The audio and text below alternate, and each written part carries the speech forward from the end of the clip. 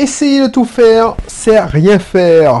Voilà, sur ces mots que je commence cette émission.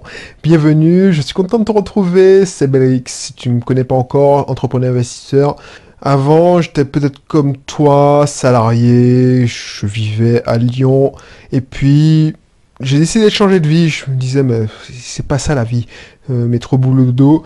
J'ai voulu pas profiter de la vie comme tu l'entends si tu gagnais l'auto, mais retrouver une vie pas simple, ouais, une vie simple, c'est-à-dire être plus heureux et rentrer chez moi auprès de mes parents pour que ma fille puisse profiter plus de ses grands-parents, voilà. Donc j'ai décidé, ça fait déjà 2 ans, de rentrer en Martinique. Et ça fait 5 ans que j'avais ce projet-là, puisque ça m'a pris 2 ou 3 ans pour le préparer. Et comment je réussis, et je te le raconte très bien, donc n'hésite pas à t'inscrire dans mon cursus, c'est grâce à un investissement locatif et grâce à l'entrepreneuriat. Donc si ce sujet t'intéresse, l'investissement locatif, l'entrepreneuriat, et l'état d'esprit qu'il faut avoir pour faire avancer dans ces deux directions, n'hésite pas à t'abonner, n'hésite pas à me suivre en cliquant sur le bouton s'abonner, c'est sur YouTube. Cette émission est diffusée sur iTunes, et cette émission est diffusée sur SoundCloud.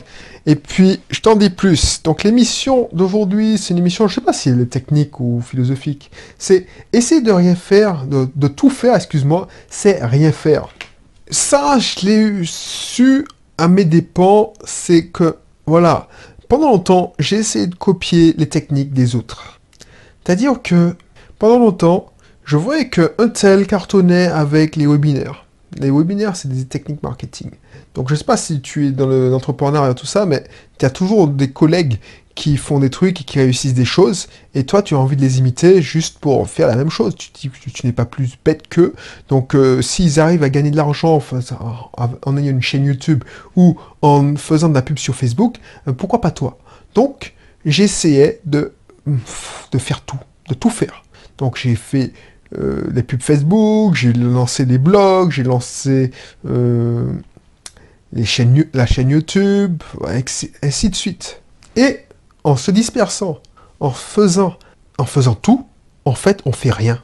C'est-à-dire que si tu gaspilles ton énergie dans tout et n'importe quoi, bah, tu ne fixes pas, tu n'es pas intéressant, tu n'es pas pertinent dans une direction.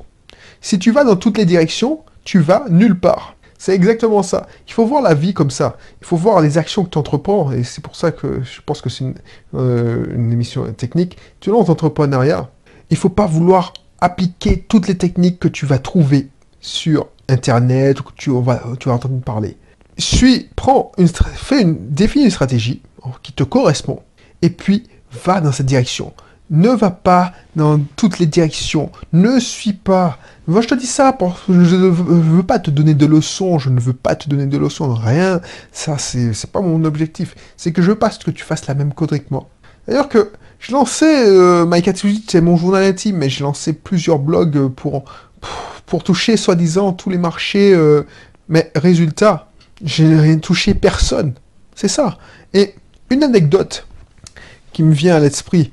Je lisais, c'est pas la première fois qu'on parle de Southern Airlines. Bon, je le prononce mal, mais tu vois, c'est une compagnie aérienne qui a fait fortune alors qu'elle faisait du low cost. C'est-à-dire que elle se disait, bon, elle faisait pas de compromis. C'est-à-dire elle disait, bon, le marché de l'aviation est déjà saturé. Ce que je vais faire, c'est que je vais pas faire comme les autres qui proposent repas, toutes les destinations de prestige.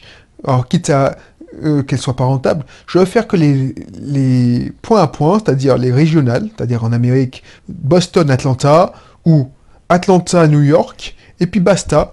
Les gens, ils vont pas payer cher, j'aurai des départs 30 minutes, et ensuite, je vais faire payer tout en option. Toi, tu connais ça, tu connais maintenant EasyJet, Ryanair, mais avant, je crois que c'est la Southern qui a lancé le premier aux États-Unis. Et bien sûr, ça fait un carton, tu te penses bien. Les gars, leur credo, leur slogan, c'est l'avion au même prix et avec la même souplesse que le bus. Parce que tu sais très bien que, enfin, je sais pas si tu sais, mais en Amérique, c'est bien développé le système des bus. Donc, ça fait un carton. Et quand les autres concurrents ont vu ça, ah ben, ils se sont dit, mais on va faire la même chose. Le problème, c'est que, comme la sauce Stern n'avait pas fait de compromis, c'est-à-dire qu'il avait designé son business model dessus, c'est-à-dire, voilà, je fais ça, donc comment faire ça au moins de prix? Ah ben, ça cartonnait, ça marchait parce qu'ils étaient rentables. Par contre, le American Airlines, alors je dis n'importe quoi, mais tu vois, la société, on va dire que Air France essaie de se lancer dans ce truc-là. Ben, comme ils avaient leur gros mastodonte, c'est-à-dire que le business model, c'était le business model à la papa, c'est-à-dire que ils avaient un repas à bord, tout ça. Quand ils ont essayé de faire l'offre discount, low cost, ils ont fait une société comme Air France le fait en ce moment. Je fais une société low cost. Mais ils ont fait des compromis. Donc ils ont continué à offrir la bouffe, tout ça.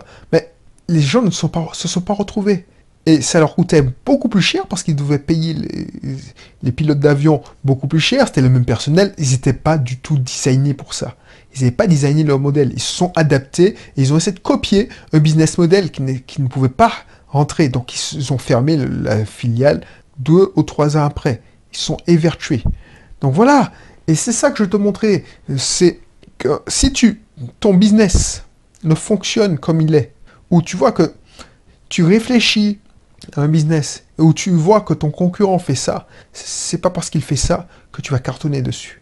Parce que tu vas jamais voir son arrière-boutique, tu vas jamais voir comment il fait ça derrière. Tu vas voir que la face émergée de l'iceberg. Donc tu vas voir la vitrine et tu vas pas savoir les caractéristiques. C'est comme si tu crois que tu vas gagner comme tous les blogueurs là qui disent je fais 1 million. Oui, eux ils font 1 million en lançant 4 vidéos et faisant un webinaire. Mais tu vois pas le travail qu'il y a derrière. Et c'est ça que je veux t'éviter. C'est ça que je veux t'éviter parce que c'est trop chiant. Toi, tu penses que pendant que tu as l'espoir, tu te dis ah ouais, je vais cartonner tout ça. Et puis voilà. Et ce que je te conseille, c'est que prends une stratégie. Va à l'essentiel. Tu es bon dans ce truc-là, eh ben va dans ce truc-là. Va. Et puis regarde comment tu peux apporter le maximum de valeur avec le minimum de dépenses. Parce que moi, j'ai payé les abonnements à ClickFunnels, à Webinaire Gem, enfin, le truc de webinaire, là, ça coûtait 397 € par-ci, 297 € par mois pour ClickFunnels. Mais j'ai fait combien de webinaires? J'ai fait 5, 6 et encore, parce que j'avais acheté, que je payais un abonnement. Je connais des gens et des amis, ils ont acheté le même abonnement que moi et ils ont fait 1, 2 webinaires. Parce qu'on avait tous entendu, oui, c'est les webinaires, ça fonctionne. Maintenant, l'année dernière, en 2017, c'était l'éclosion des Facebook Live. Donc les mecs qui faisaient des Facebook Live, donc tout le monde se lançait dedans. Donc pour certains, ça a marché parce qu'ils étaient à l'aise, ils avaient déjà leur audience. Et puis pour ceux, les petits, et en plus j'entendais des émissions de collègues, ils disaient ouais, Facebook Live, c'est fait même si vous n'avez pas d'audience. Mais quand j'entends ça, ça me fait bondir. Tu n'as pas une audience, tu vas faire Facebook Live, tu vas faire Facebook. Tu sais, pour avoir quelqu'un en direct qui te regarde en direct, il faut avoir une certaine audience. C'est-à-dire qu'il faut avoir au moins 5000 personnes qui suivent ta page pour que tu puisses capter, allez, 5000 Facebook, maintenant qu'ils veulent lancer le Facebook Live. Alors, au moment où j'enregistre l'émission, c'est encore vrai, mais voilà, c'est à 5000 personnes. Il faut que ces 5000 personnes puissent être là en live au moment. Donc Facebook va lancer ta page, il va dire oui, elle est en direct en ce moment, si vous voulez le suivre. Tu vas avoir, allez, 2-3% de ta liste. Donc, si tu as 5000 personnes, il n'y a pas de souci. Si tu as 10%, tu as 500, et encore. Mais au mieux, tu auras 100 personnes qui vont te regarder en live. Mais 5000 personnes, c'est que tu as déjà une certaine audience. Et quand je te dis 5000 personnes, c'est 5000 vrais fans. C'est des gens qui te suivent. Parce que si c'est la personne a cliqué pour j'aime, parce que tu l'as forcé à te balancer un j'aime, ben ça n'a pas marché. Donc du coup, le gars, il disait, oui, faites des Facebook Live, faites les Facebook Live, par exemple, une émission hebdomadaire, 1 heure par jour, par exemple, c'est un rendez-vous. Je suis d'accord avec lui quand il dit ça, mais ça marche que quand tu as déjà une audience. Donc, effectivement, tu peux acheter ton audience, mais ça fonctionne, parce qu'il n'y a rien de plus déprimant de faire un Facebook Live, d'avoir 1-2 personnes qui regardent. Et puis, quand les gens, parce que je sais pas si tu connais, mais il y a un principe de preuve sociale.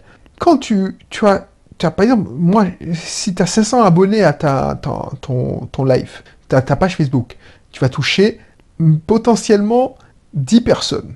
10 personnes. Quand les gens vont voir, et 10 personnes, si tu ne diffuses pas assez longtemps, ils vont pas se retrouver, ils n'arrivent pas tous en même temps, 10 personnes, et puis ils voient, ah, on est 10, ok. Ils vont voir, ah ben, je suis le seul. Bon, pas si intéressant que ça, parce qu'il y a la preuve sociale aussi. Donc, pas parce qu'on te conseille de faire des Facebook Live qu'il faudra faire des Facebook Live. J'ai vu trop de personnes, des amis ou des connaissances, qui se sont ridiculisés parce qu'ils ont voulu faire comme tout le monde, faire des Facebook Live. Ils passaient leur temps à attendre le chaland. Donc les gens qui étaient déjà en train de regarder, est-ce que vous m'entendez? Faites un like, parce qu'ils ont copié ce que les personnes qui avaient 5000, 2000, 10 000 personnes, 100 000 personnes dans le... Eux, ils font un Facebook Live, et il y a 500 personnes qui se connectent direct, parce que les mecs, ils ont une communauté, ça fait longtemps qu'ils travaillent. Donc, est-ce que vous faites-moi un like, partagez, est-ce que vous m'entendez bien? Ça, c'est une astuce aussi pour faire... Parce que, en fait, c'est pour créer de l'interaction. Quand tu crées de l'interaction, quand tu dis, bon, faites-moi un like, faites-moi un j'aime pour me dire que vous m'entendez bien, c'est pour couillonner à peu près. Alors, couillonner, j'ai appris que c'était un mot antillais. Alors, une expression antillaise. Pour en hacker le système, tu fais croire à Facebook que ouais, il y a tellement d'interactions, les gars ils kiffent ta page, donc ils font des commentaires, tout ça. Donc il va augmenter ton reach, c'est-à-dire qu'il va augmenter la diffusion de ton live et dire ouais, regardez, un tel fait un live, attention, il faut pas rater ça. Les mecs, effectivement, ils vendent avec leur truc. Quand on te dit oui, vendez avec un Facebook Live, oui, parce que tu as déjà une communauté qui te suit. Mais toi qui viens de démarrer et tu n'as pas de communauté, c'est pas Facebook Live qu'il faut le faire. À moins que, voilà, tu achètes ton trafic, tu payes, tu mets 500 euros sur la table, tu achètes du trafic et tu fais du contenu de super qualité. Mais tu peux pas partir de zéro et puis faire Facebook Live. Il faut que tu aies une certaine audience. Et dans mon temps, tu as la même chose avec les webinaires. Les webinaires, quand c'est sorti, c'était la nouvelle solution miracle. Donc je me suis lancé dedans. Je suis allé dans toutes les directions. Et résultat, j'ai cartonné nulle part. C'est que quand j'ai compris ça, et c'est pour ça que je te le dis, c'est quand j'ai compris ça que j'ai commencé à gagner ma vie. Parce que voilà, il y a trop de personnes qui achètent de la technique. Effectivement, et le pire, c'est que quand j'ai acheté des formations qui donnaient toutes les techniques, il y a une partie état d'esprit. C'est le premier module, dans toutes les formations, il y a toujours... Alors, c'est pas toutes, parce qu'il y a certaines personnes qui partent directement dans la technique. Mais il y a toujours une partie état d'esprit, mindset, tout ça. Et les gens, ils zappent cette partie. Ils zappent cette partie parce que pour eux, c'est pas intéressant. Ils sont comme... Voilà, ils veulent les résultats tout de suite. Mais il faut prendre... C'est comme un enfant qui apprend à marcher. Et il se met pas, tiens, je me mets debout et puis je marche, je cours. Non, il tombe, voilà. Donc si t'as pas cette base, et cette base, c'est ça que je te dis, ne va pas dans tous les sens. Fais le focus, garde la concentration. Garde la concentration, j'avais fait déjà une émission. La concentration, les 3 C, la règle des 3 C. Concentration, cohérence, c'est-à-dire, il faut que tu sois consistant dans ce que tu fais. C'est-à-dire que si tu dis, je sors un article toutes les semaines, bah, tu le sors toutes les semaines. Et confiance, parce que ça va pas arriver tout de suite. Mais je ne vais pas vendre beaucoup de choses quand je te dis ça, parce que je te fais pas rêver. Je te fais pas rêver, parce que moi, si je te disais, ouais, regarde comment j'ai fait mes 2 sociétés, on a ouvert les 2 cabinets en moins de 6 mois. Ok! Tu vas dire, ouais, ben, je suis satisfait remboursé. Tu vas dire, oh ouais, ok. Non mais... Oui, tu peux le faire si tu es motivé, mais il faut apprendre la base, il faut avoir un certain état d'esprit. C'est pour ça que je commence toutes mes formations par l'état d'esprit. Et les gens, ils comprennent pas, mais ils me remercient après. Parce que quand les galères commencent à tomber, parce que tu as beau avoir... parce que quand tu souscris à une de mes formations d'approfondissement, excuse-moi, je commence à être fatigué, c'est ça. Quand tu souscris à une formation d'approfondissement, on fait une vidéoconférence, je fais connaissance avec toi, parce que j'aime bien, et je suis pas qu'un gars qui te refourgue une formation, et puis j'ai fini avec toi, je tiens à faire connaissance avec toi. J'y tiens. Donc si tu veux pas, tant pis, mais je te propose un rendez-vous selon tes disponibilités, et puis on discute, et puis voilà. Et quand les premières merdes arrivent, les premiers imprévus, c'était le sujet de la précédente émission, ah bah voilà, ils sont contents d'avoir cet état d'esprit. Parce que moi, je tout intérêt à te dire, effectivement, je fais de la technique comme beaucoup, et puis je te prépare pas à ce qui va t'attendre.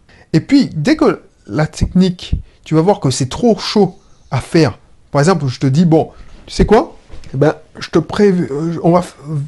permettre de perdre 20 kilos, et pour ça, tu vas manger que des haricots verts 7 jours sur 7 pendant 3 semaines. Ben voilà, tu as une technique. Alors, je vais te dire, oui, regarde, j'ai perdu 20 kilos. Et c'est vrai, j'ai perdu 20 kilos. J'ai fait ça. Alors, c'est pas vrai, hein, j'ai pas fait ça, mais voilà, j'ai fait ça, voilà. Donc, effectivement, si tu fais ça, tu vas perdre 20 kilos. Mais je suis sûr que, au bout de, allez, 2 semaines, j'ai perdu la moitié, ou si c'est pas la majorité des gens, 80% des gens, parce que personne ne peut se taper des haricots verts matin, midi et soir. Alors, midi et soir, parce que sans chair, sans viande, sans rien, allez, et puis je te rembourse au bout de 30 jours, et tu devras, si et seulement si tu m'as apporté la preuve, tu as pris une photo de tous les jours, avec la date et tout, ça, attention, que si tu m'as apporté la preuve que tu as suivi ça et que tu n'as pas perdu les 10 kilos pendant un mois, ben, je suis sûr que je serais riche, parce que les gars, ils ont acheté, et personne n'aurait pu ne se faire rembourser, parce que c'est inhumain. Donc, j'ai pas intérêt à te dire ça, qu'il faut se faire garder le focus, il faut pas acheter la technique, il faut avoir un certain état d'esprit, il faut se concentrer, il faut aller dans une seule direction, parce qu'il faut, si tu t'éparpilles. Parce que moi, mon intérêt, c'est, par exemple, si tu veux réussir sur Internet, je te dirais tout ce que je sais.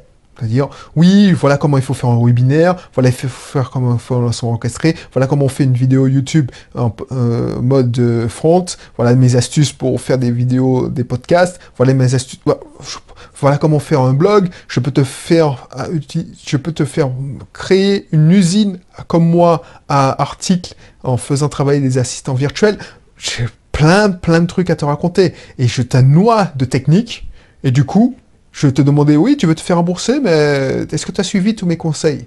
Tu es incapable de suivre tous mes conseils, puisque, effectivement, tu vas pas réussir parce que tu vas t'éparpiller de tout. Parce que quand je vais débloquer le module webinaire, ben, tu vas tout de suite te lancer dans le webinaire et tu vas abandonner l'écriture d'articles. Bref. Donc voilà, tout ce que je voulais te dire pour aujourd'hui. N'hésite pas à télécharger mes cursus d'entrepreneur en ligne, mes cursus d'investissement pour ces cursus privés, hein, je te rappelle, où tu as des livrets en PDF, des vidéos privées, des webinaires privés pour certains cursus. Donc du coup, tu vas apprendre plein de choses. Donc je mettrai un lien dans la description. Si tu choisis le cursus qui te correspond le mieux, c'est soit auto-école, profession paramédicale, business en ligne, investissement locatif. Et puis, je te dis à la prochaine pour une autre émission. D'ici là, porte-toi bien. Allez, bye bye.